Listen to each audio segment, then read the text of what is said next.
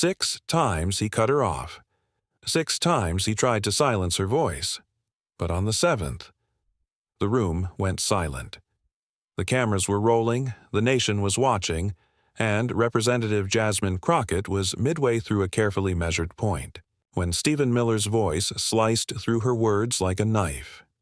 He didn't wait, didn't hesitate. He simply bulldozed his way into the airspace as though her presence was an inconvenience, as though her voice did not matter.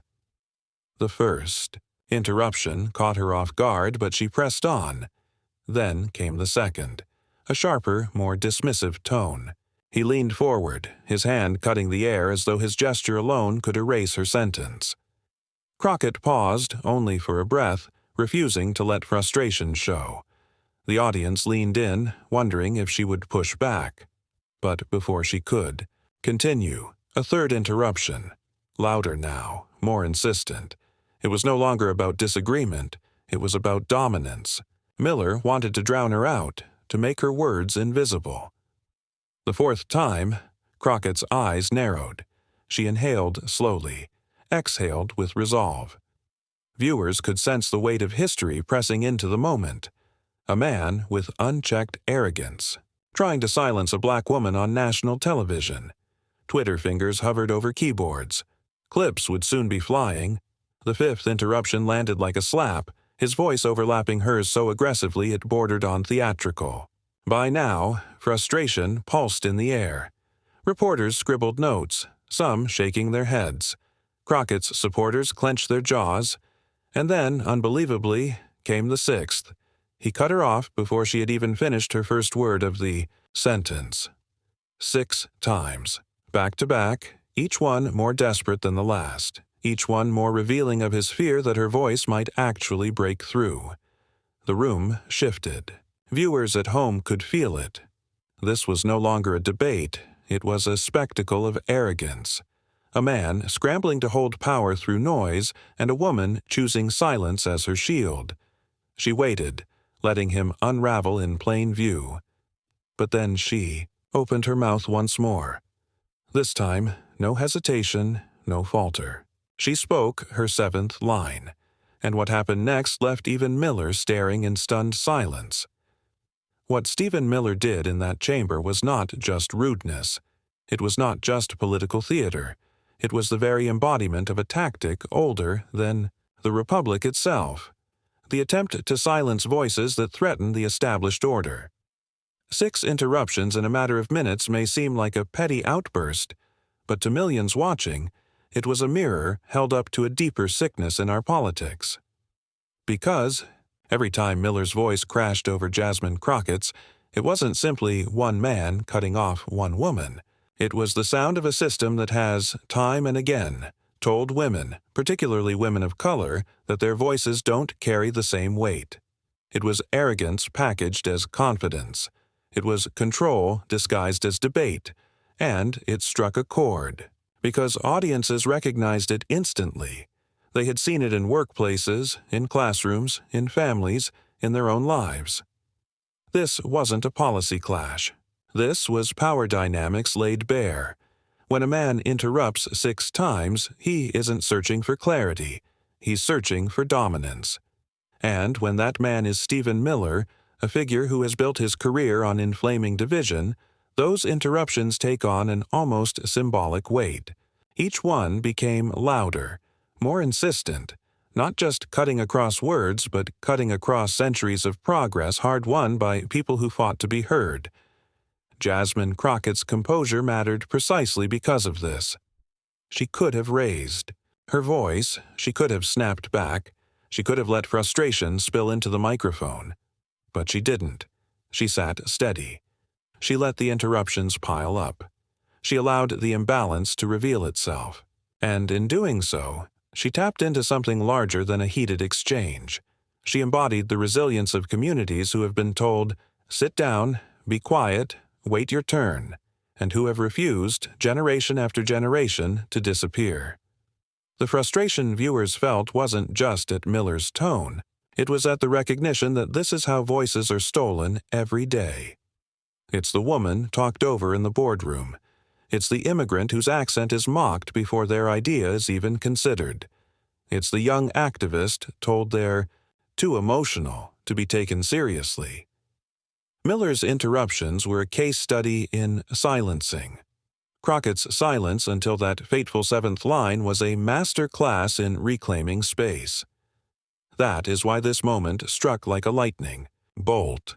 It wasn't about left versus right. It was about dignity versus dismissal, respect versus ridicule.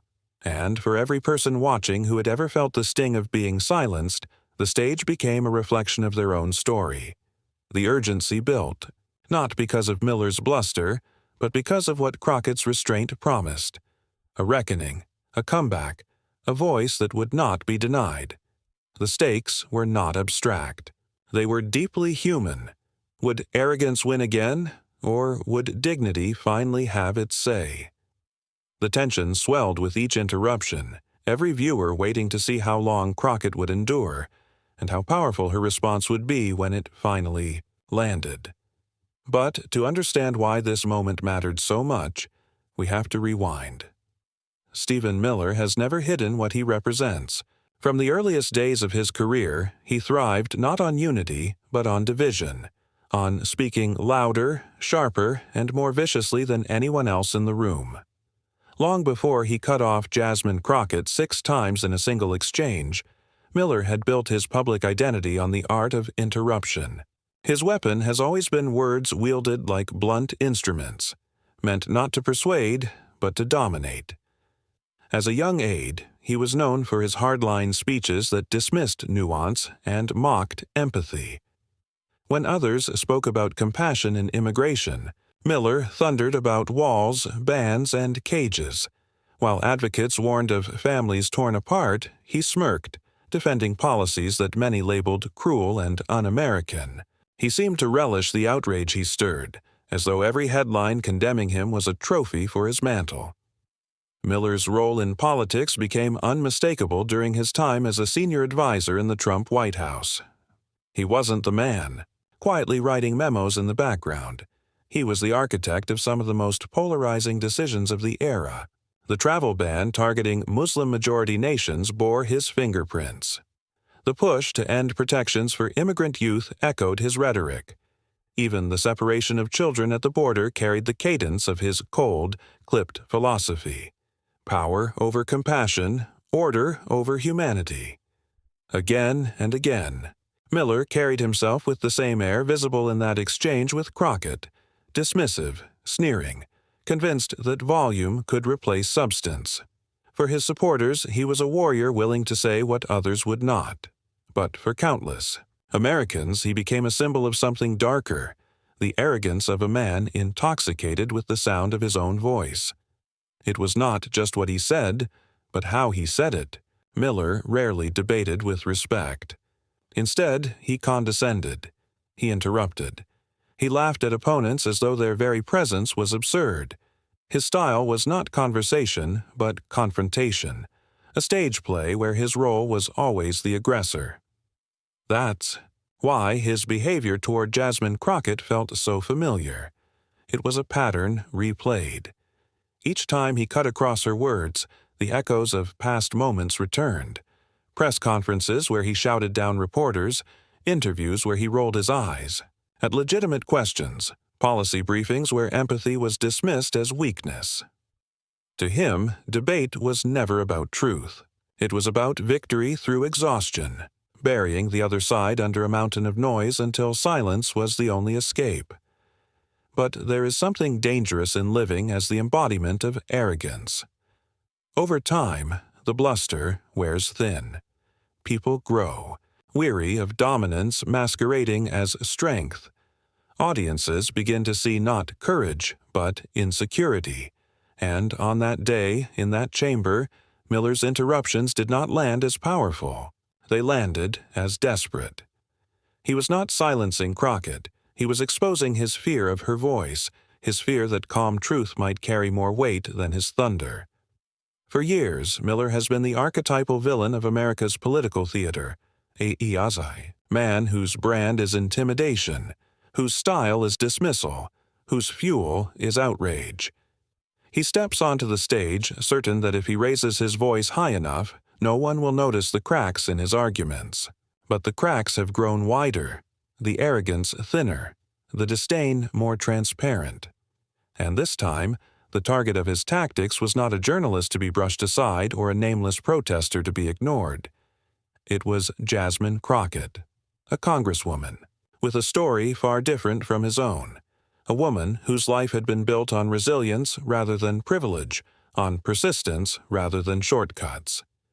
Yet across from him sat someone with an entirely different story. As a young woman, Crockett's drive was not for power but for justice. She studied the law not as a ticket to prestige but as a shield for the vulnerable. She cut her teeth as a public defender, the kind of lawyer who walked into courtrooms knowing she was outnumbered, outfunded, and outgunned, but never out of conviction.